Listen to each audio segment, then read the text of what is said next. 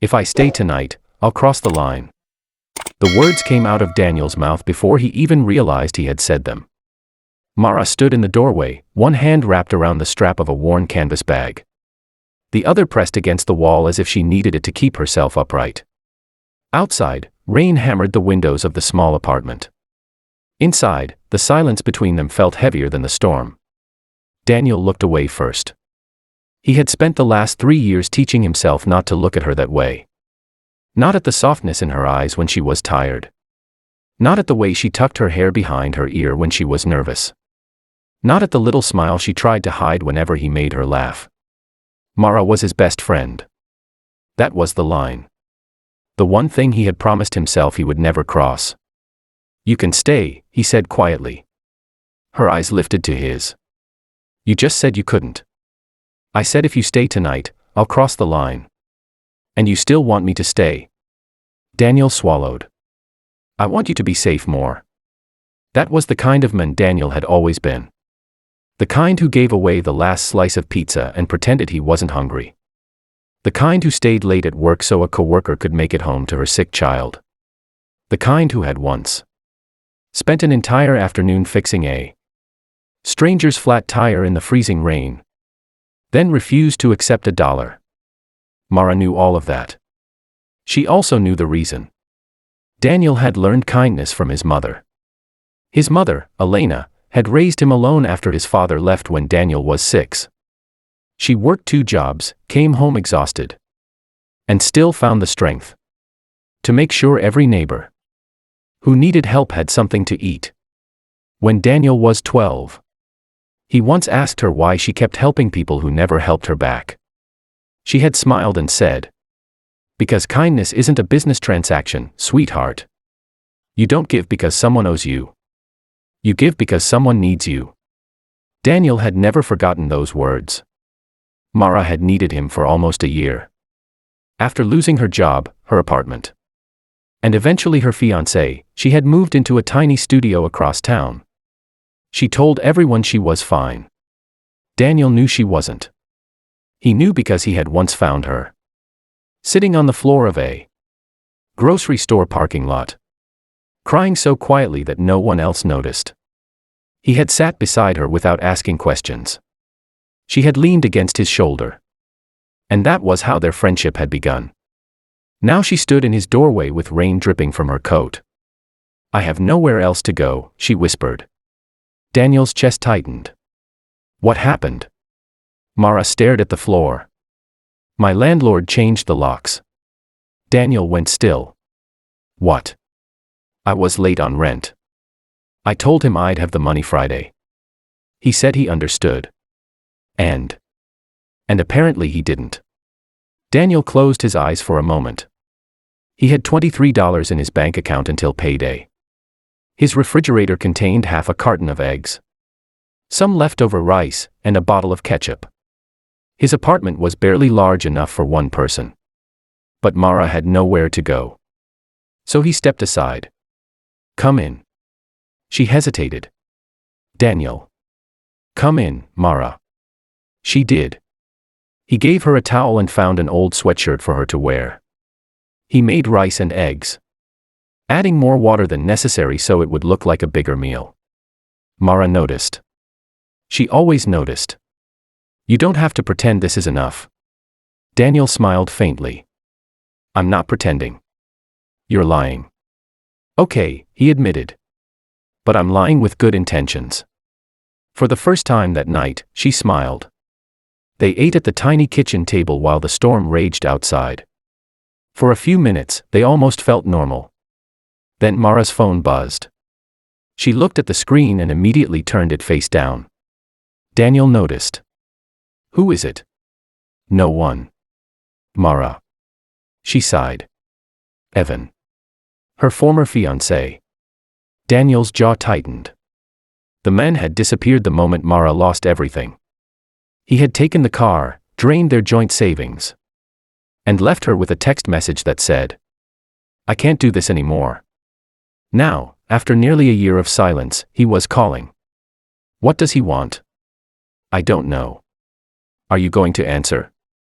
"No." "Good." Mara looked at him. You hate him. I don't hate him. You absolutely hate him. Daniel took a sip of water. I strongly dislike his personality. She laughed softly. And for one beautiful second, Daniel forgot everything else. Then the power went out. The apartment fell completely dark. Mara startled. Daniel reached for his phone and turned on the flashlight. It's okay.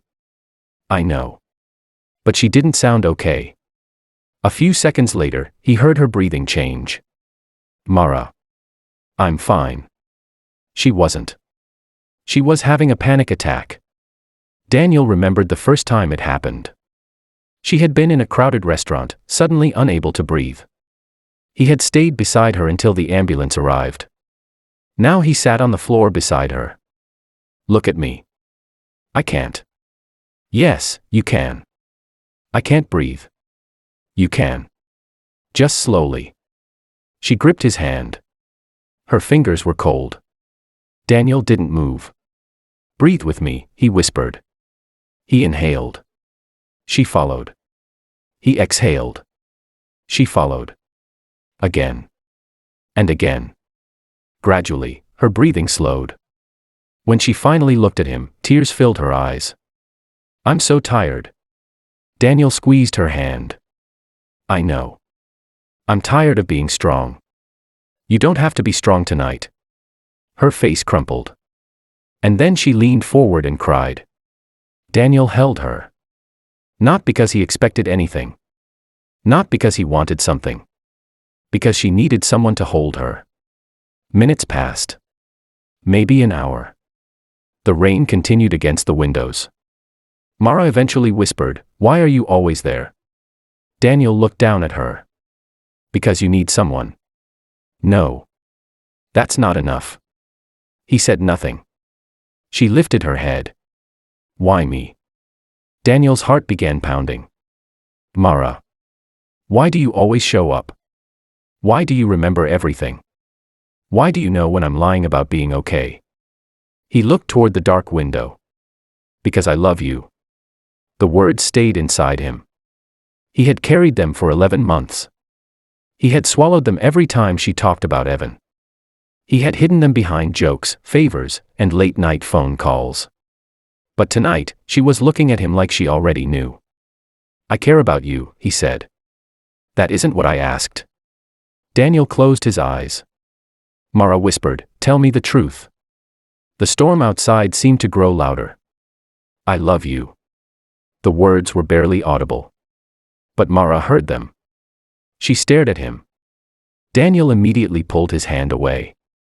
You don't have to say anything. She didn't move. I know, he continued. I know this is terrible timing.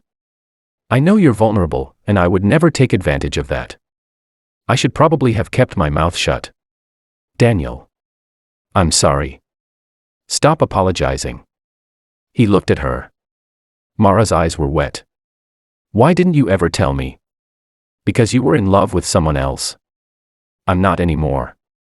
That doesn't mean you're ready for me. She stared at him. Maybe I am. Daniel shook his head. No. The answer surprised her. He stood and walked toward the kitchen. No. No. Why? Because tonight you're scared. You're exhausted. You lost your home. You're hurt. And I won't be the man who turns your worst night into the moment you make a decision you might regret. Mara stood slowly. You think I don't know what I feel? I think you deserve to know what you feel when you're not drowning. Her eyes filled again. You really are an idiot. Daniel gave a small smile. Frequently. She walked toward him. And if I stay tonight? His smile disappeared. Mara. She stood inches away.